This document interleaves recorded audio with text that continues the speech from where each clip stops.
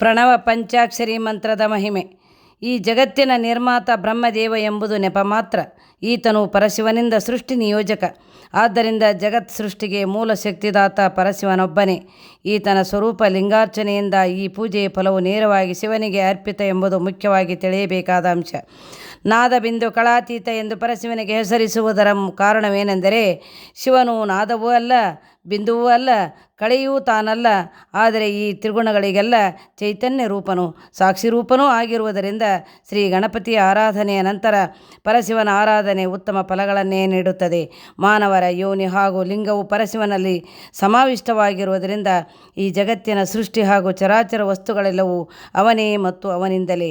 ತ್ರಿಲೋಕಗಳ ನಿರ್ಮಾಣ ಪರಶಿವನ ಲೀಲಾಮಯ ಮಾತ್ರ. ಅವನ ಲೀಲೆಯ ಸ್ವರೂಪವೇ ಈ ಜಗತ್ತು. ನಾದ ಬಿಂದುಗಳ ಪೈಕಿ ನಾದವೇ ಶಿವನಾಗಿಯೂ ಬಿಂದುವೇ ಆದಿಶಕ್ತಿಯೂ ಆಗಿರುವುದರಿಂದ ಕಲಿಯುಗದಲ್ಲಿ ಶಿವ ಹಾಗೂ ಶಕ್ತಿಯು ನಾನಾ ರೂಪ ಗುಣ ವರ್ಣನೆಗಳ ಮೂರ್ತಿ ರೂಪದಿಂದ ಕಲಿಯುಗದಲ್ಲಿ ಮಾನವರಿಂದ ಆರಾಧಿಸಲ್ಪಡುತ್ತಿದ್ದಾರೆ.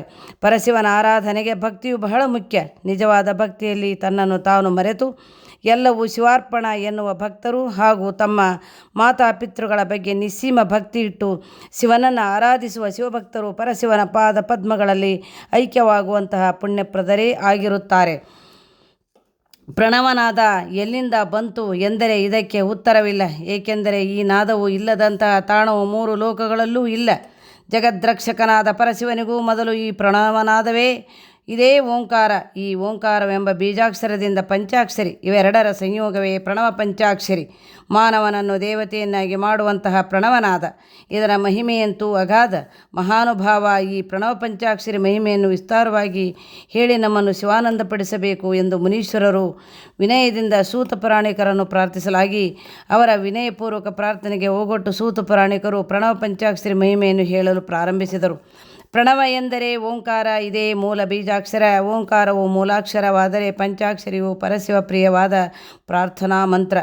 ಅಕಾರ ಊಕಾರ ಮಕಾರಗಳ ಸಂಯೋಗದಿಂದ ಓಂಕಾರವಾದರೆ ನಮಃಶಿವಾಯ ಎಂಬ ಅಕ್ಷರಗಳ ಸಂಯೋಗವೇ ಪಂಚಾಕ್ಷರಿ.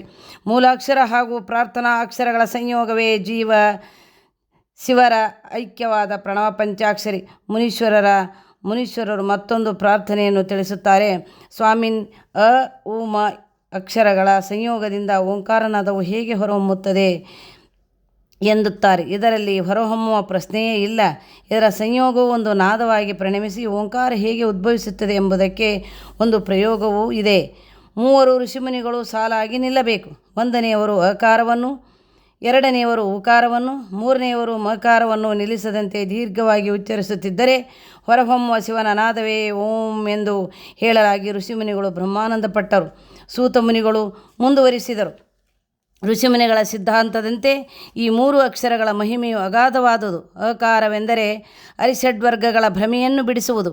ಊಕಾರವೆಂದರೆ ಉಪಾಧಿಗಳನ್ನು ದೂರ ಮಾಡುವುದು. ಅಂದರೆ ಉಪಾಧಿ ಎಂದರೆ ಆವರಣ, ಮಿತಿ ಎಂದು ಅರ್ಥ. ಮಕಾರವೆಂದರೆ ಮಾಯಾ ಮೋಹಾದಿಗಳನ್ನು ದೂರ ಮಾಡಿ ಶಿವಪದವನ್ನು ದೊರಕಿಸುವುದೇ ಈ ಮೂರು ಅಕ್ಷರಗಳ ಸಂಯೋಗವಾದ ಓಂಕಾರನಾದ. ಈ ಪ್ರಣವ ಪಂಚಾಕ್ಷರಿ ಮಂತ್ರವನ್ನು ಶ್ರೀ ಗುರುಮುಖೇನ ಮಾತ್ರ ಪಡೆಯಬೇಕು. ಪ್ರಣವ ಮಂತ್ರಗಳು ಯೋಗಿ ಮುನಿಗಳ ಹೃದಯವಾಸಿಯಾಗಿರುತ್ತವೆ. ಮರಣಕಾಲದಲ್ಲಿ ಯೋಗಿಗಳ ಹೃದಯದಲ್ಲಿ ಪ್ರಣವ ಮಂತ್ರವು ಪ್ರತಿಧ್ವನಿಯಾಗುತ್ತಲೇ ಇರುತ್ತದೆ. 1,000,000 ಪ್ರಣವ ಮಂತ್ರವನ್ನು ನಿರಂತರವಾಗಿ ಜಪಿಸುವ ಮಾನವನು ಈಶತ್ವವನ್ನು ಪಡೆಯುತ್ತಾನೆ. 5,000,000 ಪ್ರಣವ ಜಪವನ್ನು ಮಾಡುವ ಸಾಧಕನಿಗೆ 5 ಆವರಣಗಳಾಚೆ ಇರುವ ಲೋಕವು ಪ್ರಾಪ್ತಿಯಾಗುವುದು. 25,000 ಪ್ರಣವ ಮಂತ್ರವನ್ನು ಜಪ ಮಾಡಿದವನು ತಾನು ಶೂದ್ರನಾದರೂ ಬ್ರಾಹ್ಮಣನಾಗಿ ಪರಿವರ್ತಿತನಾಗುತ್ತಾನೆ. ಅಂದರೆ ಇಲ್ಲಿ ಬ್ರಾಹ್ಮಣ ಎಂದರೆ ಅದು ಒಂದು ಜಾತಿಯಲ್ಲ, ಅದು ಒಂದು ತತ್ವ ಸಾಧನೆ, ಬ್ರಹ್ಮಜ್ಞಾನಿ ಎಂದು ಅರ್ಥ. ಈ ಮಂತ್ರವನ್ನು ಧಾರಣೆ ಮಾಡುವವರು ಶಿವಸ್ವರೂಪಿಗಳೆಂದು ಖ್ಯಾತರಾಗುತ್ತಾರೆ. ಮಹಿಳಾಮಣಿಗಳು ಶಿವಶರಣೆ ಎನಿಸುತ್ತಾರೆ. ಇವರಿಗೆ ಭಗವತಿಯ ಸಾಮೀಪ್ಯ ಪ್ರಾಪ್ತಿಯಾಗುತ್ತದೆ. ಹೀಗೆ ವೇದ ಸಮ್ಮತವಾದ ಪ್ರಣವ ಪಂಚಾಕ್ಷರಿ ಮಹಿಮೆಯ ವಿವರಗಳನ್ನು ಶ್ರವಣ ಮಾಡಿದ ನೀವೇ ಧನ್ಯರು ಎಂದು ಹೇಳಿ ಸೂತ ಪುರಾಣಿಕರು ಮುನೀಶ್ವರರಿಗೆ ತಿಳಿಸುತ್ತಾರೆ.